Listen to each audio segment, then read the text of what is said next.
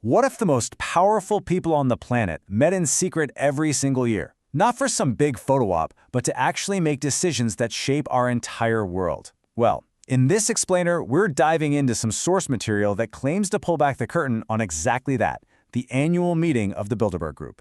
So think about that for a second.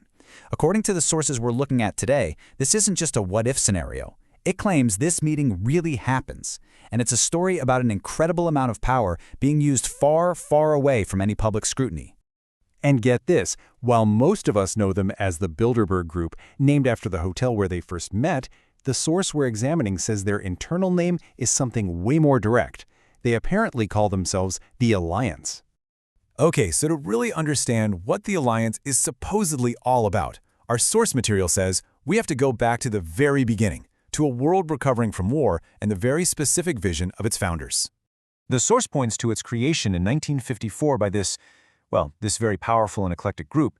You've got European royalty, a top economist, the former head of British Special Ops, and a former director of the CIA. I mean, it's a fascinating mix of old-world influence and new-world intelligence, that's for sure. And this quote, which the source attributes to founder Prince Bernhard, is supposedly the key to the whole thing. The challenge wasn't just about policy. It was about, and this is his word, re-educating people, getting them to accept a world that goes beyond national borders and their own country's sovereignty. But you can't pull off a vision like that alone, right? You need allies. So who exactly gets an invitation to this thing? Well, the source material paints a picture of just a staggering concentration of global power.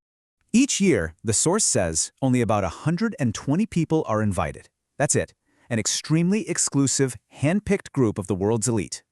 And check out how the source breaks down that guest list. While about a third of the people there are from government, a full two-thirds are from the private sector. We're talking finance, industry, media, education. It's basically every form of power all in one room. So yeah, the political power is obviously there. The source lists people like prime ministers, presidents, and royalty from all over the world. But that's only one piece of the puzzle. Because the source claims that sitting right there with those political leaders are the heads of the world's biggest banks, the biggest corporations, and the biggest media empires. The people who actually control the flow of money and information. I mean, just look at some of the names the source provides. It reads like a who's who of the last century. David Rockefeller, Henry Kissinger, Margaret Thatcher, Bill Clinton, Alan Greenspan, Prince Philip, Robert McNamara, Donald Rumsfeld. These are people who didn't just witness history, they shaped it. And the central claim here is that they gathered at Bilderberg not just to talk, but to plan. So this brings us right to the absolute core of the argument in this source material. What's the ultimate purpose of all these meetings? What is the alleged long-term plan for the world? The source lays out what it describes as a very clear multi-step plan. Step 1. Create big regional blocks, and it points to the European Union as the first major success. Step 2. Get the public to shift their thinking toward internationalism, and the alleged final step, a single one-world government. And according to the source, this quote from David Rockefeller at a 1991 meeting is basically an open admission. He said the world was now prepared to march toward that exact goal. And to be really clear, the source defines this world government in very specific terms. This isn't some global democracy they're talking about. It's a sovereignty of unelected experts, an intellectual elite, and the world's top bankers.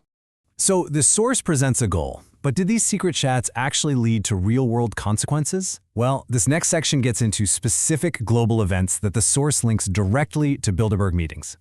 The source makes some pretty staggering claims here. It connects huge historical moments directly to these meetings.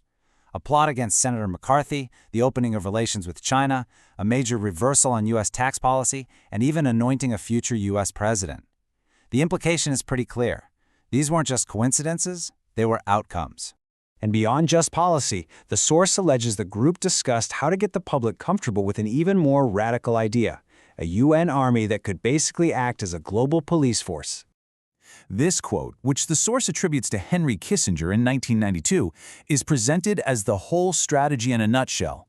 Use a major crisis to make the public actually demand something they would normally reject, in this case, foreign troops on their own soil. All right, so we've heard the pretty extraordinary claims from the source material. But what's the official story? How does the Bilderberg Group describe itself? So here you have it, the two narratives, side by side.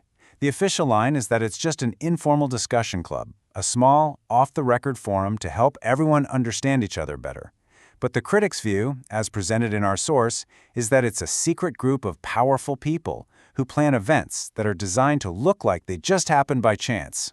And that really leaves us with the central question that this source material poses: is it just a private forum for discussion, or is it a shadow world government? The sources we've looked at today make a very powerful case for one of those answers.